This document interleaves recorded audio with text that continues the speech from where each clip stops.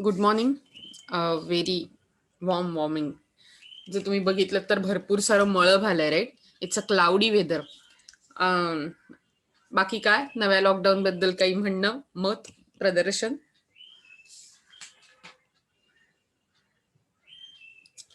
Okay, so one sided करायचंय, होय. मला वाटलं वर्गात भेटल्यापासून आपलं जे टू साइडेड चांगलं होतं चालू, ते परत तुम्ही वन साइडेड करायची इच्छा नसेल तुमची. हरकत नाही, आपण पोर्शनवर कॉन्सन्ट्रेट करूया.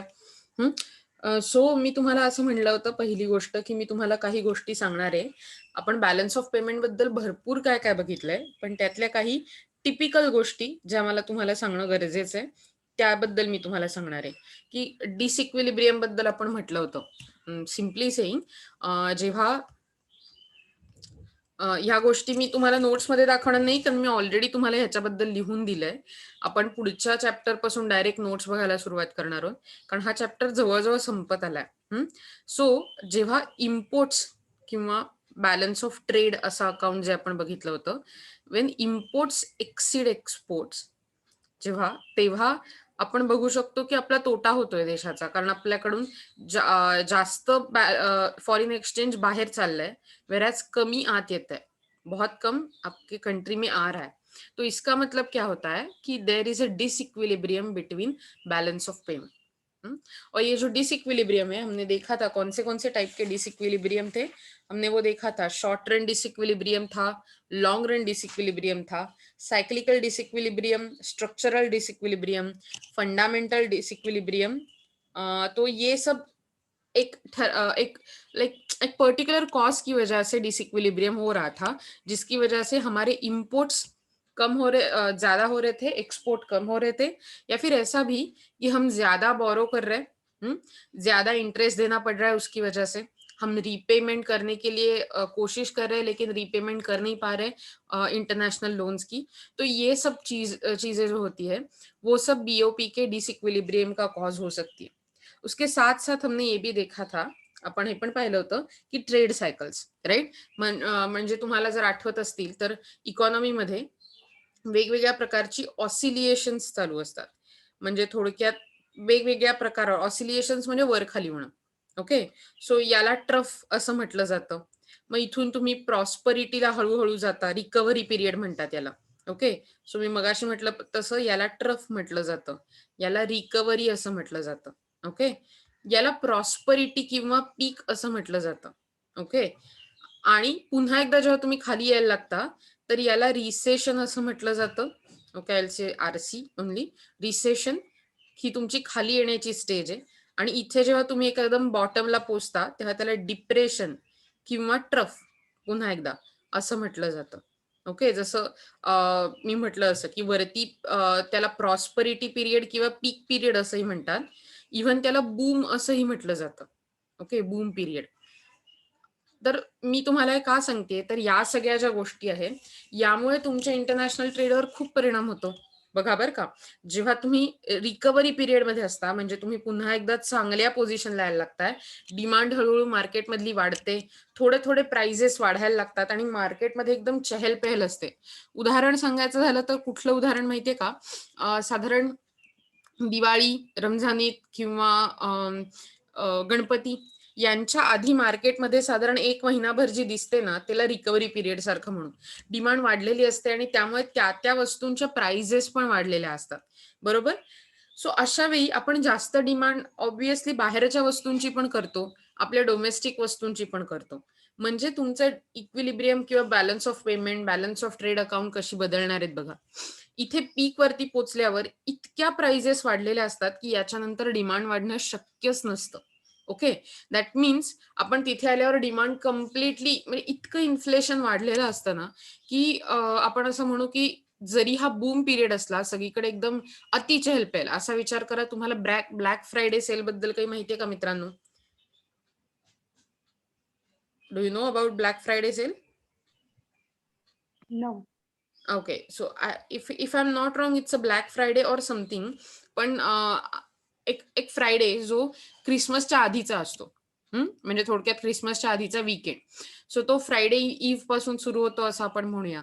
तर त्या दिवशी ख्रिसमसला प्रेझेंट देतात, तुम्हाला माहिती आहे ना, सगळेजण एकमेकांना गिफ्ट देत असतात. तर ती गिफ्ट खरेदी करण्यासाठी म्हणून जी गडबड उडते, तेव्हा ही स्टोअर्स जी असतात ती त्या दिवशी मोठा सेल, म्हणजे लिटरली 90% डिस्काउंट, 80% डिस्काउंट, इतक्या मोठ्या प्रमाणात डिस्काउंट देऊन लोकांना अट्रॅक्ट करायचा प्रयत्न करतात.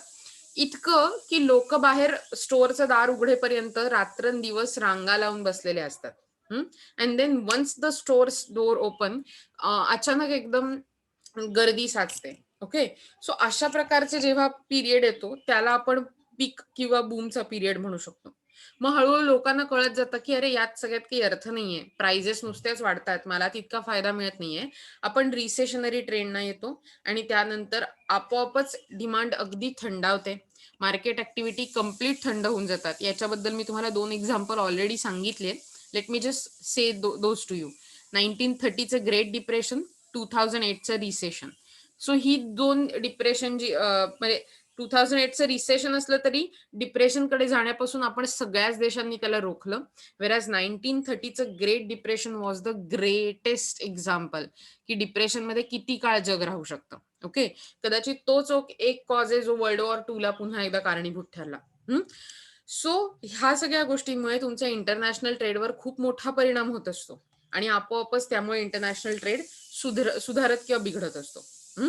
नाव we are going to see की कशा प्रकारे तो डिसइक्विलिब्रियम करेक्ट करण्याचा प्रयत्न केला जातो. त्याच्यासाठी मॉनिटरी मेजर्स वापरली जातात, फिस्कल मेजर वापरली जातात. सो मॉनिटरी मेजर्स मध्ये डिफ्लेशन म्हणजे थोडक्यात भाववाढ कमी करणं असा एक प्रकार असतो. नंतर डिप्रेसिएशन. आता हे डिप्रिसिएशन कशा प्रकारचं असतं, तर तुम्हाला जी आपली करन्सी असते तर त्याची एक ठराविक व्हॅल्यू असते, बरोबर. तुम्ही कोणी सांगू शकता साधारण $1 किंमत किती आहे रुपयांमध्ये? What's the price of $1 in rupees? 65 to 70. Correct. So we can say up to 65 rupees, बरोबर. सो $1ची किंमत 65 रुपीज आहे. जर समजा आता ही व्हॅल्यू डिप्रेसिएशनच्या काळात डॉलर किंवा आपले जे पैसे असतात, आपली करन्सी, ती डी व्हॅल्यू होते, म्हणजे तिची व्हॅल्यू कमी होते. ओके. एखाद्या गोष्टीची व्हॅल्यू कमी होणं म्हणजे समोरची गोष्ट महाग होणं. सो समोरची गोष्ट म्हणजे डॉलर. म्हणजे आता मे बी जेव्हा डिव्हॅल्युएशन होतं तेव्हा कदाचित आता डॉलरची किंमत $70 होईल. म्हणजे पूर्वी $1 विकत घ्यायला मला ₹65 पुरायचे, आता तोच डॉलर विकत घ्यायला मला $70 लागतात. स्पेक्युलेशनचं खूप मोठं करन्सी मार्केट याच्यावर अवलंबून आहे. पण अशा प्रकारे डेप्रिसिएशन केलं तर मला सांगा, यामुळे एक्सपोर्ट महाग होतील की स्वस्त होतील? महाग होणार. नाही, स्वस्त होतात.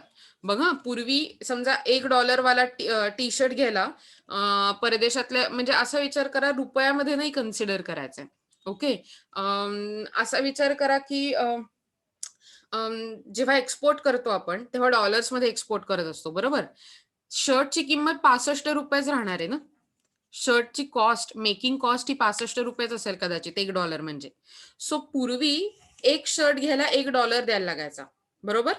आता ₹65 द्यायला लागतात परत एकदा शर्टसाठी, पण त्याची किंमत $1 नाहीये, तर ती ₹5 कमी आहे त्याला. म्हणजेच स्वस्त झाला की नाही, जे एक्सपोर्टवाले लोक घेतील त्यांच्यासाठी. आपल्या देशातून पलीकडच्या देशात जे लोक घेतील त्यांच्यासाठी तो शर्ट स्वस्त दिसेल की नाही, $1 पेक्षा कमी किमतीत मिळेल की नाही ₹5. सो दॅट मीन्स एक्सपोर्ट स्वस्त होतात. याच्या ऐवजी इम्पोर्ट्स मात्र महाग होतात. कारण पूर्वी $1ची वस्तू जर मी घेत असेल तर मला ₹65 द्यायला लागत होते. आता त्या तिथे म्हणजे परदेशात जी $1ला वस्तू बनतीये तिची किंमत $1च असणार आहे. ते काही आपल्यासारखं डिव्हॅल्युएशन करत नाहीये. म्हणजेच आता ती वस्तू $1ला मिळणार आहे म्हणजे मला ₹70 द्यायला लागणार आहे. म्हणजेच आता बघा, मी असं म्हणू शकते का की डेप्रिसिएशन झाल्यामुळे मला महागात पडायला लागले इम्पोर्ट. याचाच अर्थ माझे इम्पोर्ट महाग होतात, एक्सपोर्ट स्वस्त होतात. आपलं आता समस्या काय डिसइक्विलिब्रियमची, की माझे इम्पोर्ट महाग आहेत, नॉट महाग, इम्पोर्ट जास्त आहेत एक्सपोर्ट पेक्षा. पण जेव्हा मी डिप्रिसिएशन केल्यावरती माझ्या लक्षात आलं की माझे एक्सपोर्ट स्वस्त आहेत आणि इम्पोर्ट महाग झाले. सो मला सांगा, जी गोष्ट महाग आहे ती आपण घेऊ का नाही करणार, म्हणजे करू का नाही करणार? नाही करणार. आपण इम्पोर्ट कमी करू, त्याच्याऐवजी डोमेस्टिक प्रोडक्ट घ्यायचा प्रयत्न करू, बरोबर. म्हणजेच अशा प्रकारे आपण जे जास्त असलेले इम्पोर्ट आहेत ते कमी करायचा प्रयत्न करतो. वेराज परदेशातल्या लोकांना एनकरेजमेंट होते की अरे ह्यांच्याकडचे एक्सपोर्ट स्वस्त आहेत, चांगली क्वालिटी असेल तर ते घेतात, त्यामुळे एक्सपोर्ट वाढतात, इम्पोर्ट कमी होतात आणि जो डिसइक्विलिब्रियम झाला इम्पोर्ट जास्त असल्यामुळे तो कमी व्हायची मदत होते. येत आहे लक्षात तुमच्या? सो याला म्हणतात डेप्रिसिएशन. पण त्यातही दोन फॅक्टर आहेत ज्याला म्हणतात डेप्रिसिएशन आणि डिव्हॅल्युएशन. आपण एमसीक्यू देणार आहोत, म्हणजे मला तुम्हाला असं नाही सांगायची गरज आहे की क्रिटिकली की सगळं थोरो थिअरी घ्या मोठ्या प्रश्नांसाठी. सो मी तुम्हाला त्याचे काही छोटे छोटे फॅक्टर सांगणार आहे. ओके, सो डेप्रिसिएशन हे गव्हर्नमेंटच्या हातात असतं, गव्हर्नमेंट कॅन कंट्रोल इट. वेरॅज डिव्हॅल्युएशनचा विचार करताना तुम्हाला ही गोष्ट माहितीये का मला सांगा. ओके, फ्लोटिंग एक्सचेंज रेट म्हणजे काय असतं? Do you know what is floating exchange rate?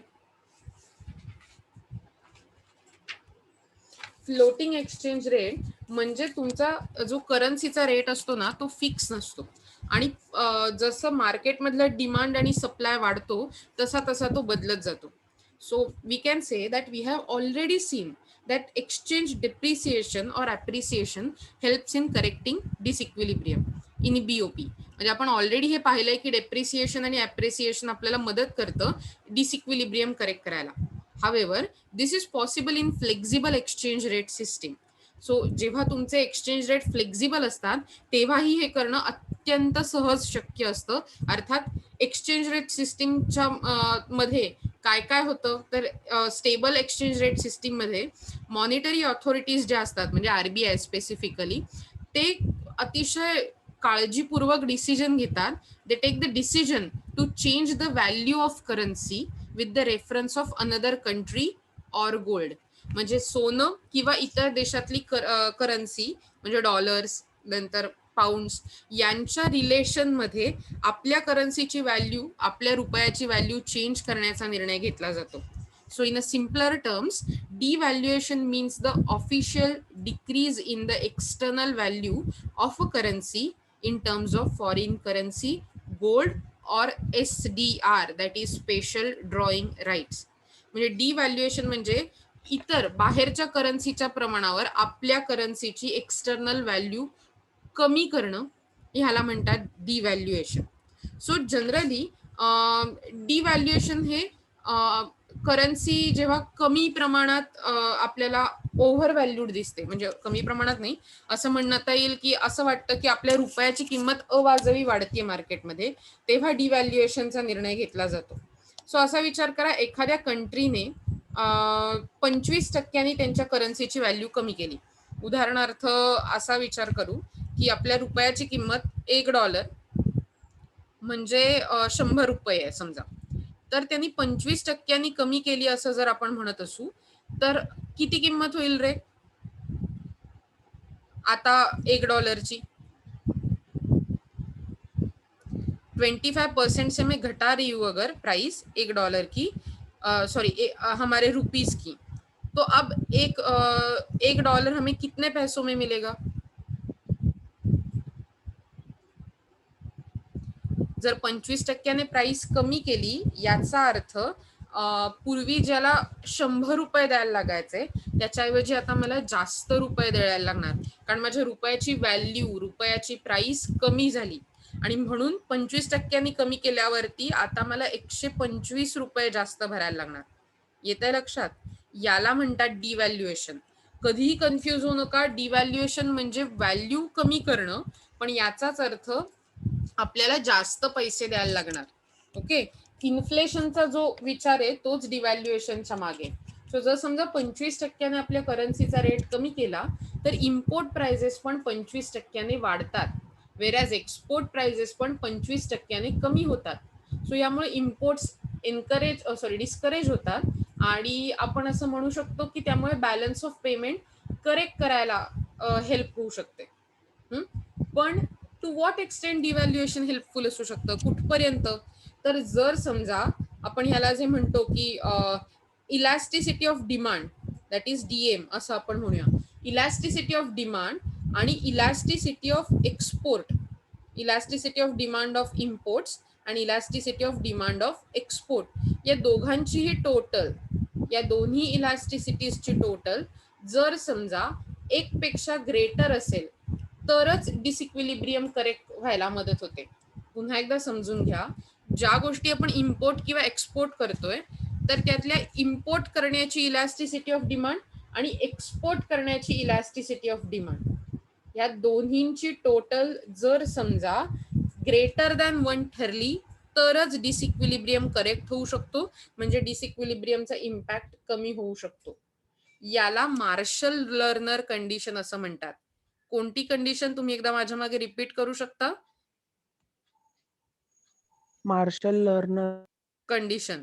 तुमच्या लक्षात येत आहे का, जर समजा तुम्हाला MCQs द्यायचे असतील तर या अशा प्रकारच्या गोष्टी ज्या असतात त्या गोष्टी तुम्हाला लक्षात ठेवायला हव्यात.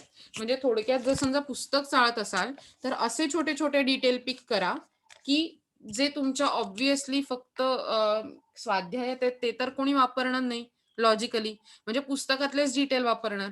सो असा प्रश्न असू शकतो की Wien demand, elasticity of imports demand plus elasticity of export demand greater than 1, then disequilibrium gets corrected is known as dash. मग ते असू शकतं Marshall Lerner condition, Harold Domar model, आणखीन काही एक दोन ह्यांची नावं. सो तुम्हाला पिक करता आलं पाहिजे की अरे ही मार्शल लर्नर कंडिशन आहे. ओके, वेरॅज याच्या विरुद्ध जर कंडिशन झाली that is DM plus DX is less than 1, अशा वेळी हे जे डिव्हॅल्युएशन केलं असेल आपण त्याचा काहीही उपयोग होणार नाही. वेरॅज याच्यामुळे कदाचित डिसइक्विलिब्रियम वाढण्याचाच परिणाम असतो आणि त्यामुळे कधीही डिव्हॅल्युएशन करताना याचा विचार केला जातो की अरे नक्की कशा प्रकारे हे बरोबर ठरेल की नाही ठरेल.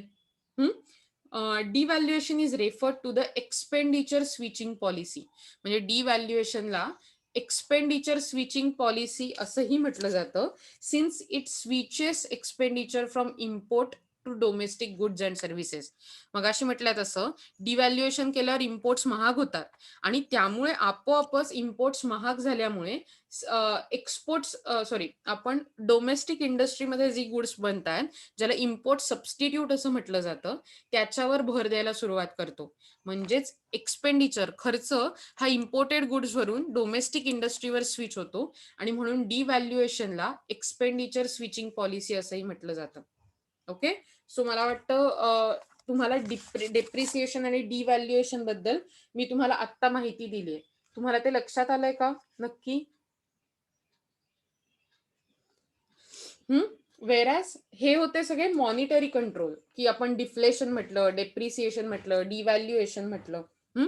याच्या बरोबरीनं जर विचार केला तर काही नॉन मॉनिटरी कंट्रोल असतात, म्हणजे ट्रेड कंट्रोल, व्यापारावरच कंट्रोल आणायचा, किंवा एक्सचेंज कंट्रोल, म्हणजे आपण किती प्रमाणावर फॉरेन एक्सचेंज वापरू याच्यावर कंट्रोल आणायचा. सो ते वेगवेगळ्या प्रकारे करता येतं, की एक्सचेंज कंट्रोल करताना तुम्ही लायसन्सिंग, म्हणजे तुम्हाला जर एखादी गोष्ट करायची असेल तर तुम्हाला लायसन्स घ्यायला लागेल, प्री परवानगी घ्यायला लागेल, नंतर clearing agreements, payment agreements, multiple exchange rate, अशा वेगवेगळ्या प्रकारच्या माध्यमातून तुम्ही एक्सचेंज रेटचं कंट्रोल करू शकता. Okay, so exchange licensing system मध्ये रिसीट आणि पेमेंट, म्हणजे थोडक्यात इन्कम आणि एक्सपेंडिचर, हे ऑफिशियल मार्केट मधनच चॅनलाइज केलं जातं. म्हणजे बाकी कुठल्याही प्रायव्हेट थॉट मधनं किंवा प्रायव्हेट ऑर्गनायझेशन मधून तुम्ही कुठल्याही प्रकारे एक्सचेंजचा वापर करू शकत नाही. ओके, सो तुमच्या हे लक्षात येईल की एक्सचेंज लायसन्सिंग म्हणजे काय असतं. वेअरॅज मल्टिपल एक्सचेंज रेट सिस्टीम मध्ये हायर, आपण असं म्हणू की हायर एक्सचेंज रेट फिक्स केले जातात ज्या लक्झरी गुड्ससाठी, वेअरॅज नेसेसरी गुड्ससाठी लोअर एक्सचेंज रेट फिक्स केले जातात. म्हणजे थोडक्यात एक लक्झरी गुड्सची किंमत वाढवली जाते इम्पोर्ट्सची आणि इसेन्शियल गुड्सची मात्र कमी केली जाते. सो अशा प्रकारे विचार केला जातो. वेअरॅज मॉनिटरी आणि नॉन मॉनिटरी पेक्षा BOPचा डिसइक्विलिब्रियम करेक्ट करण्यासाठी आपण टेरिफ, म्हणजे ज्याला इम्पोर्ट ड्युटीज म्हणतो, इम्पोर्ट कोटास, एक्सपोर्ट प्रमोशन किंवा इम्पोर्ट सबस्टिट्यूशन, नंतर असं म्हणू शकतो की अट्रॅक्शन ऑफ फॉरेन इन्व्हेस्टमेंट, ज्याला आपण म्हणतो की FDI आणि FII, foreign direct investment, foreign indirect investment किंवा पोर्टफोलिओ इन्व्हेस्टमेंट यांना अट्रॅक्ट करणं, कमीत कमी एक्सपेंडिचर करण्याच्या पॉलिसी, एक्सपेंडिचर रिड्युसिंग पॉलिसीज वापरणं, इंटरनॅशनल मेजर्स आणि सोशल मेजर्स वापरणं, हे सगळं बॅलन्स ऑफ पेमेंट करेक्ट करण्यासाठी वापरलं जाऊ शकतं.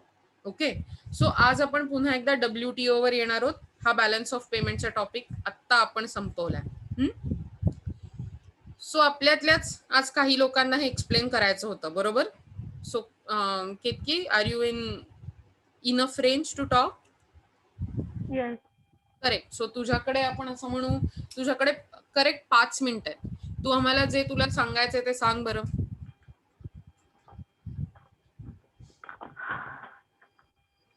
World Trade Organization means WTO, which replaced GATT 1947, came into existence on 1st January 1995, and India had become a founder member of WTO by ratifying the WTO agreement on December 30, 1994.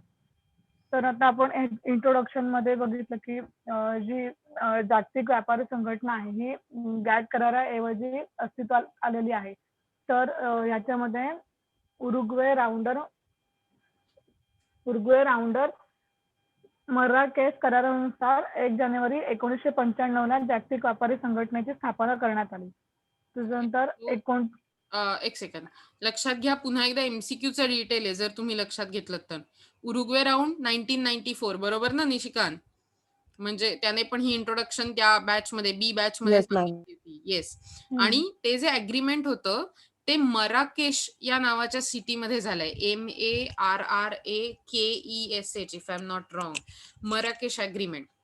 आणि हे पुन्हा खूप मोठे detail आहेत जे तुम्हाला exam मध्ये येऊ शकतात. So please concentrate on these detail. Sorry, over to you. सुरू कर. भारतासह 164 देश यामध्ये आहेत. WTO ही आंतरराष्ट्रीय व्यापारावर देखरेखीचे काम करते. त्याच्यात व्यापाराला चालना देणं किंवा जे आपापच्या देशांमध्ये भांडणं किंवा जे ताणतणाव असतात ते दूर करण्याचे काम WTO करते. आणि WTOचं गेल्या वर्षीचं बजेट होतं $222 मिलियन US, आणि WTO मध्ये 640 स्टाफ आहे. बरोबर, व्हेरी गुड. एनीबडी एल्स ज्याला आणखीन काही सांगायचंय? तुला आणखीन काही सांगायचंय केतकी? हा, ऑब्जेक्टिव्ह आहेत माझ्याकडे. सांग ना. WTO कशासाठी निर्माण झाले याचे ऑब्जेक्टिव्ह येते, बरोबर ना?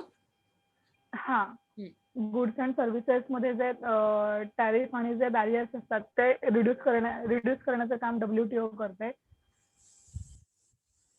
बरोबर. त्याच्यानंतर जे आपापसात मध्ये भांडणं किंवा जे हे म्हणतो आपण दुरावे किंवा हे असतात ते कमी करण्याचं काम करते. त्याच्यानंतर आपलं पर्यावरणाचं संवर्धन करते, म्हणजे एन्व्हायरमेंटचं हे म्हणू आपण की कमीत कमी कसं आपण यूज करू त्याचा.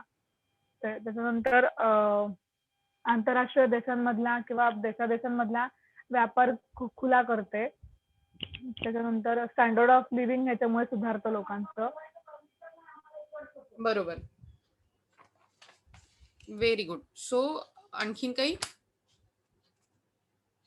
सर्व प्रकारचा जो संरक्षणवाद असतो तो काढून टाकायचं काम सुद्धा WTO करतो.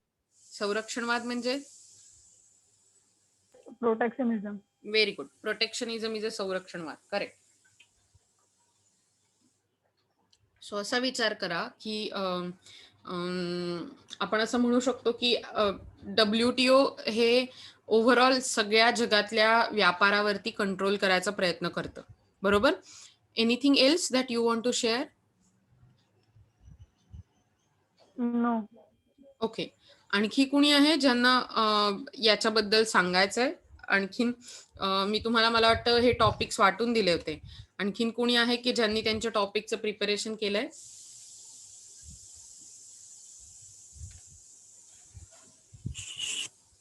Okay, so let me continue from here. आज आपण त्यातला एक वेगळा पार्ट बघणार आहोत, आणि जर समजा तुम्हाला याच्या छोट्याशा नोट्स बनवून ठेवायच्या असतील तर that is a well and good option. Okay, so आजचा जो आपण पार्ट बघणार आहोत त्याला ट्रिप्स असं म्हटलं जातं. That is trade related intellectual property rights. TRIPS, TRIPS. Okay. So Uruguay round जेव्हा होत होता तेव्हाच आपण असं म्हणू की उरुग्वे राऊंडच्या वेळीच इंटलेक्च्युअल प्रॉपर्टी असा विचार करा की डेव्हलप्ड कंट्रीज ज्या असतात त्यांचे इंडस्ट्रियलायझेशन, रिसर्च अँड डेव्हलपमेंट या भागात खूप प्रगती झालेली असते. नवीन नवीन इनोव्हेशन आलेलं असतं जे प्रोडक्टिव्हिटी वाढवतं. नव्या रिसर्चमुळे त्यांची नेहमी फास्ट ऍक्शन्स होत असतात. एफिशियन्सी वाढलेली असते आणि एफिशियन्सी वाढणं म्हणजे मोठ्या प्रमाणावर फायदा मिळणं. सो असा विचार करा एखादा औषध आहे तर औषध हा कशापासून बनतं? जनरली केमिकल्स पासून बनतं, बरोबर. आणि केमिकल्सचे मॉलिक्यूल बनवले जातात. मॉलिक्यूल आपण शिकलोय राईट 6वीत, ऍटम्स, मॉलिक्यूल. सो अनेक ऍटम्सचा म्हणजे अनेक केमिकल्सच्या छोट्या छोट्या भागाचा एक असा मॉलिक्यूल बनतो की जो औषधाचा एक घटक असतो. आता या मॉलिक्यूलचं स्ट्रक्चर हे इतकं गुप्त असतं. असा विचार करा तुम्ही सगळ्यांनी कोणती ना कोणती औषधं आजपर्यंत घेतली असेल, हो ना? सो ही जी तुम्ही येस. औषधं घेतली आहेत तर त्या प्रत्येक तुम्हाला सांगता येतं का रे कधी की कशा प्रकारे हे औषध बनवलंय? म्हणजे असा विचार करा प्रत्येकाने आजपर्यंत ऍसिडिटीची एखादी गोळी घेतली असेल किंवा खोकल्याची, सर्दीची गोळी घेतली असेल. आपल्याला ती एक छोटी टॅबलेट दिसते किंवा छोटीशी कॅप्सूल दिसते. पण ती बघितल्यावर आपल्याला सांगता येतं का की यात पोटॅशियम आहे, यात नायट्रेट आहे, यात आणखीन काय ऍसिटोसिन आहे किंवा असं असं काही सांगता येतं का आपल्याला त्याबद्दल? नाही सांगतात. सो हे जे छोटे छोटे घटक मिळून आपली गोळी बनलेली असते तर त्याचा एक फॉर्म्युला असतो आणि तो फॉर्म्युला ज्यांनी बनवला त्यांच्याकडे त्याचा कॉपीराईट असतो, स्ट्रॉंग कॉपीराईट. की पेटंट म्हणतात त्याला, बरोबर. औषधाचं पेटंट की तुम्ही साधारण आता पेटंट्स वरती 20 वर्ष प्रोटेक्शन दिलेलं असतं की 20 वर्ष तुम्ही हे प्रोडक्ट कॉपी करू शकणार नाही. 20 वर्षानंतर तुम्हाला जर शोधता आलं तुम्ही शोधू शकता हे की कसं बनवलं गेलंय ते. यामुळे काय होतं आपोआपच ज्या कंपनीनी, ज्या रिसर्च इन्स्टिट्यूटने हे औषध तयार केलंय त्यांना ती कॉपी करता येत नाही इतरांना आणि त्यापासून जास्तीत जास्त रिसर्च करण्याचा फायदा त्या कंपनीला मिळतो. अर्थातच आता यात वाद आहे की पेटंट असावं की नसावं औषधांसारख्या गोष्टीवर. पण औषधही नाही, इतर सगळ्या गोष्टी बघा, सेंट बघा, सेंटचा काही फॉर्म्युला असतो का? एखाद्या सेंटचा अत्यंत सुंदर वास असतो आणि आपल्याला वाटतं अरे यार हे खूप कॉस्टली आहे. पण कारण त्याचं डिझाइन, त्याचा स्मेलचा जो फॉर्म्युला असतो तो इतका कॉम्प्लिकेटेड असतो आणि ऑब्व्हियसली त्याचं पेटंट राईट खूप मोठे असतात. सो कॉपीराईटसाठी हे जे वर्ष असतात 50 वर्षापर्यंत एक कॉपीराईट चालू शकतो.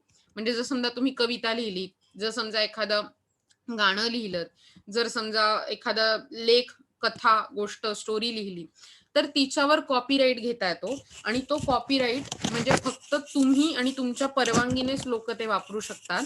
अशी गोष्ट ही 50 वर्षांपर्यंत पुढे चालते.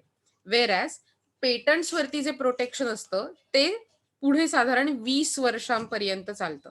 ओके. सो 20 वर्ष आणि 50 वर्ष असं आपण म्हणतो. सो हा जो इंटलेक्च्युअल तर डेव्हलप्ड कंट्रीजचं काय म्हणणं होतं त्याच काळात ज्या डेव्हलपिंग कंट्री होत्या त्यांचं म्हणणं होतं की तुम्ही आमचा विचार करा, ऍग्रिकल्चरल प्रोडक्ट आमच्या देशामध्ये जास्त असतात ती तुम्ही इन्क्लूड करायचा प्रयत्न करा. व्हेअरॅज या ज्या आपल्या डेव्हलप्ड कंट्रीज आहेत US, UK सारख्या किंवा त्यांचं म्हणणं होतं की इंटलेक्च्युअल प्रॉपर्टी राईट्स वरती काम झालं पाहिजे. आम्ही जे काही इंटलेक्च्युअली ऍडव्हान्स्ड गोष्टी बनवतो त्याच्यावर आमचा राईट असला पाहिजे. आणि युरुग्वे राऊंड मध्ये गॅटच्या 1994 ला असं डिसाईड करण्यात आलं की ट्रिप्स अग्रीमेंट झाली पाहिजेत. The agreements were decided at the end of the round. The TRIPS agreement introduced intellectual property laws into international trading system for the first time. जगात अख्ख्या पहिली अशी वेळ होती की इंटलेक्च्युअल प्रॉपर्टी लॉज हे इंटरनॅशनल ट्रेडिंग सिस्टीम्स मध्ये introduce केले गेले. सो ट्रिप्स अग्रीमेंटने काय काय कव्हर केलं? Products patent are granted for the areas of food, medicine, drugs and other chemical products. आणि प्रोटेक्शन पेटंटना किती वर्ष असतं? 20 वर्षांचं. वेअरॅज कॉपीराईटसाठी ते 50 वर्षांचं असतं. developed countries were in favor of extensive regulation for technology protection, but developing countries felt that protection will result in monopoly profit and will hamper developing countries technological development. म्हणजे जिथे चांगली डेव्हलपमेंट ऑलरेडी होतीये त्या developed कंट्रीजना काहीच problem नव्हता, पण developing कंट्रीजना मात्र ह्याचा थोडा प्रॉब्लेम होता, कारण एकदा जर पेटंट डेव्हलप्ड कंट्रीजच्या हातात असेल तर त्याचा वापर करून त्यांना डेव्हलपिंग कंट्रीजना स्वतः सुधारणं शक्य नव्हतं. पण हा सगळा इश्यू असा इंटरनॅशनल ट्रेडमध्ये फ्लोटिंग राहिलेला आहे नेहमीच. डेव्हलपिंग कंट्रीजचं म्हणणं असतं की आम्हाला याचा तोटा होतोय, डेव्हलप कंट्रीजचं म्हणणं असतं आम्ही तुम्हाला मदत करतोय ऑलरेडी, तुम्ही डेव्हलप व्हा स्वतः. सो इट्स लाईक कुणाचं चूक आहे मला नाही वाटत की या दोन्ही बाजू चुकीच्या आहेत. ओके, असं. सो ट्रिप्स अग्रीमेंट मध्ये काय काय इन्क्लूड होतं, तर copyright and related rights, trademarks म्हणजे तुम्हाला जर आठवत असेल तर एखादा लोगो असतो एखाद्या कंपनीचा. तुम्ही पार्लेजीची ती मुलगी बघितलीत राईट, पार्लेजीच्या त्या प्रोडक्टवर एक मुलगी असते बिस्किटांवर सगळ्यांनी, तो तिचा Yes. ट्रेडमार्क आहे पार्लेजीचा. त्याच्यानंतर जॉग्राफिकल इंडिकेशन्स, म्हणजे जेव्हा एखाद्या मार्क वरती आपल्याला कुठल्या जॉग्राफिकल एरियात ते बनून आलं ह्याचं इंडिकेशन मिळतं, then that is geographical indications. Then industrial design, म्हणजे एखाद्या मशीनचं, प्लांटचं, एखाद्या प्रोसेसचं कशा प्रकारे प्रोसेस झाली पाहिजे याचं डिझाईन जेव्हा बनतं आणि त्याच्यावर इंटलेक्च्युअल लॉजच्या अगेन्स्ट प्रोटेक्शन घेतलं जातं, इंटलेक्च्युअल प्रॉपर्टी लॉजच्या, तेव्हा त्याला इंडस्ट्रियल डिझाईन असं म्हटलं जातं. Then there are patents which also include micro organisms and plant varieties. म्हणजे बॉटनीमध्ये सुद्धा झूलॉजी, बॉटनी, केमिस्ट्री या सगळ्या ब्रँचेसमध्ये पेटंट्स वर्क होतात. आणि मगाशी म्हटल्याप्रमाणे कॉपीराईट 50 वर्षांसाठी, पेटंट्स 20 वर्षांसाठी चालू राहतात. देन इंटिग्रेटेड सर्किट्स, म्हणजे प्रोडक्शन प्रोसेस मधली जी इंटिग्रेटेड सर्किट्स असतात त्याच्यासाठी इंटलेक्च्युअल प्रॉपर्टी प्रोटेक्शन लॉ आहे. आणि ट्रेड सिक्रेट्स, म्हणजे थोडक्यात व्यापारातली सिक्रेट्स. इंटिग्रेटेड सर्किट्सवर 10 वर्षांचं प्रोटेक्शन पिरियड असतं आणि 15 वर्षांनी मात्र कुणीही ह्याचं लेआउट डिझाईन बनवू शकतो. Same goes for industrial design. Industrial डिझाईनचा protection period 10 वर्षांपर्यंत असतो. असं आपण म्हणू की मगाशी म्हटल्याप्रमाणे कॉपीराईट्सचं तर मी ऑलरेडी तुम्हाला सांगितलं 50 वर्षांपर्यंत असतो आणि पेटंट्सचा 20 sorry just a minute. Okay, कॉपीराईट्सचा 50 वर्षांपर्यंत असतो आणि ब्रॉडकास्टिंग ऑर्गनायझेशन्स जी असतात त्यांच्यासाठी तो 20 वर्षांपर्यंत असतो. सो ओव्हरऑल मी तुम्हाला ट्रिप्स बद्दल का सांगतेय, कारण ट्रिप्समध्ये अतिशय महत्वाच्या गोष्टी ज्या असतात की तुम्ही जे गोष्ट बनवताय जी तुमच्या नावावर आहे त्याच्यावरती कॉपीराईट घेणं, त्याच्यावरती पेटंट घेणं आणि इतरांना त्याच्या एक्सेसिव्ह वापरापासून थांबवणं हे गरजेचं आहे का? औषधांसारख्या गोष्टींमध्ये, इसेन्शियल वस्तूंमध्ये ते गरजेचं आहे का? तर या सगळ्या गोष्टी इन्क्लूड केल्या जातात. ओके, यात WTO ने there was amendment related to trade related intellectual property act. So जेव्हा WTO ने 1995 मध्ये सुरू झालं त्याचं, तेव्हा ट्रिप्सच्या लॉज मध्ये अमेंडमेंट मिळवली गेली. ओके, ही this was result of the United Nations General Assembly high level meeting on ending AIDS in June 2016. म्हणजे ही जी अमेंडमेंट होती त्यात अतिशय महत्वाची अशी अमेंडमेंट होती. एड्स वरती कंट्रोल करण्यासाठी युनायटेड नेशन्सनी ही पुढे केलं होतं. आणि काय अमेंडमेंट होती ती, तर असं आपण म्हणूया की this is an extremely important amendment. It gives legal sanction for the export of generic medicines at a reasonable prices to satisfy the needs of a country with no pharmaceutical production capacity or those with the limited capacity. ज्यांच्याकडे औषधं बनवण्याची अतिशय limited किंवा बिलकुलच capacity नाहीये त्यांना ही औषधं योग्य प्रमाणात आणि अतिशय कमी किमतीत किंवा पेटंट किंवा याचा विचार न करता ती मिळावीत याच्यासाठी ही लॉ मध्ये अमेंडमेंट म्हणजे ऍडजस्टमेंट करण्यात आली. आणि ही अतिशय मोठी असते. सगळ्या मेंबर्सनी ऍक्सेप्ट करेपर्यंत 2017 डिसेंबर इतका काळ उलटला. ओके. आणि this still supposed to be refer at 2003 waiver decision to access the affordable medicine from the third world country sources. म्हणजे थोडक्यात कधीपासून सुरू झालंय, 2003 पासून अमेंडमेंटची प्रोसेस सुरू झालीये, पण ती येईपर्यंत 2017 डिसेंबरचा काळ उलटलाय. ओके. एड्सचा प्रसार कमी करण्यासाठी म्हणून अशा प्रकारे केले गेले. सो ट्रिप्स डेव्हलपिंग कंट्रीजमध्ये कशा प्रकारे त्याचा इम्पॅक्ट दिसून येतो, तर implementation of intellectual property rights protection will lead to increase in innovation research especially in developing countries. कारण डेव्हलपिंग कंट्रीजना फ्रीली ऍक्सेसिबल नसणारे प्रोटेक्शन, त्यामुळे त्या स्वतःचं इनोव्हेशन, स्वतःची टेक्नॉलॉजी डेव्हलप करण्याचा प्रयत्न करतील असं म्हटलं जातं. Secondly, countries which can introduce new technology will gain. म्हणजे ज्या कंट्रीज नवीन टेक्नॉलॉजी, नवीन सॉफ्टवेअर्स, नवीन इनोव्हेशन इंट्रोड्यूस करू शकतात मार्केटमध्ये, त्यांना फार मोठ्या प्रमाणावर फायदा होईल. म्हणजे तुम्हाला जर आठवत असेल तर ज्यांच्या सॉफ्टवेअर इंडस्ट्री किंवा ज्यांच्या रिसर्च अँड डेव्हलपमेंट इंडस्ट्री या खूप मोठ्या चांगल्या आहेत, त्यांना अत्यंत मोठ्या प्रमाणावर या सगळ्या पिरियडमध्ये फायदा होतोय ऑलरेडी. म्हणूनच सॉफ्टवेअर इंडस्ट्रीमध्ये एवढ्या मोठ्या प्रमाणावर बूम आहे. याच्याच प्रकारे thirdly, in sector of goods where intellectual property protection is strengthen, prices may go up. म्हणजे जिथे ज्या सेक्टरमध्ये गुड्स आणि सर्व्हिसेसमध्ये जिथे इंटेलेक्च्युअल प्रॉपर्टी राईट्सचं प्रोटेक्शन मिळेल त्या सेक्टरमध्ये प्राइजेस खूप वाढतील. This is a danger case of life saving drugs आणि मेडिसिन. म्हणजे औषधांच्या बाबतीत ही या प्राइजेस वाढण्याचा धोका असल्यामुळे हा धोका लक्षात घेतला पाहिजे. The high prices of essential drugs and medicines will create problems for developing countries. म्हणजे अशा वेळी इसेन्शियल गोष्टींच्या प्राइजेस वाढणं यामुळे मोठ्या प्रमाणावर तोटा होऊ शकतो. सो मला वाटतं WTOचा TRIPS, that is trade related intellectual property rights, हा भाग आत्ता आपण कव्हर केलाय इतक्या वेळात. तुम्हाला याच्यावरती काही सांगायचंय का?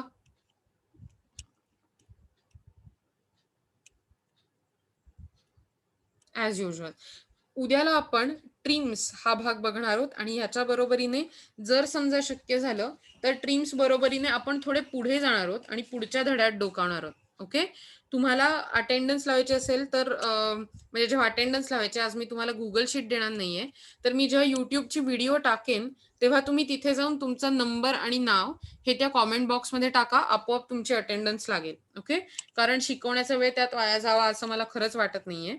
आणि आपण ओव्हरऑल हा धडा आणि त्याच्या बरोबरीने पुढचा धडा असं बघत जाणार आहोत. सो आजसाठी इतकंच मला वाटतं. आज आपण इथेच थांबूया. तुम्हाला जर काही शंका असल्या तर प्लीज मला विचारा आणि आपण उद्याला भेटूया. ओके. निदान बाय तरी मला म्हणा, निदान सुटकेचा श्वास टाकायचा आहे तो तरी आनंदात घ्या. Bye bye. Okay. Bye bye.